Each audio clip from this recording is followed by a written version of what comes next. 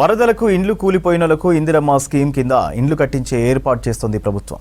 Scheme మొదటి విడతలోనే బాధితులకు ఇండ్లు మంజూరు చేయాలని నిర్ణయించింది. ఇందుకు సంబంధించిన వివరాలను సేకరించింది.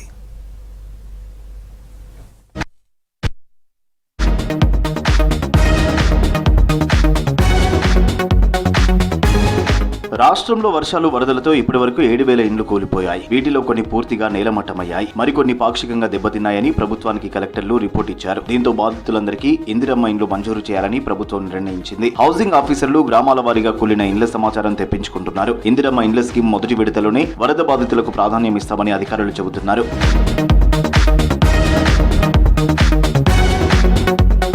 ఇంకా వర్షాలు పడుతుండటంతో బాధితుల సంఖ్య మరింత పెరిగే అవకాశం ఉందని భావిస్తున్నారు అధికారులు. కూలిన ఇండ్లపై ఆఫీసర్లు 3 రకాల సమాచారం సేకరించారు. పూర్తిగా కూలిపోయిన ఇండ్లు ఒక కేటగిరీ కింద, ఇందులో వాగులు చెరువుల వెంట ఉన్న ఇండ్ల వివరాలను ఇంకో కేటగిరీ కింద సేకరించి ప్రభుత్వానికి పంపించారు. ఇందిరమ్మ ఇండ్ల స్కీమ్ కింద ఇంటి స్థలం ఉన్నోళ్లకు 5 లక్షలు, ఇంటి జాగా లేనోళ్లకు స్థలంతో పాటు 5 లక్షలు ఇస్తామని ప్రభుత్వం ప్రకటించింది. చెరువులు వాగుల వెంట ఉన్న ఇండ్లు కూలిపోయినోళ్లకు తిరిగి అదే స్థలంలో కాకుండా ప్రత్యామ్నాయంగా ప్రభుత్వ భూముల్లో ఇండ్ల స్థలాలు ఇస్తామని అధికారులు చెబుతున్నారు.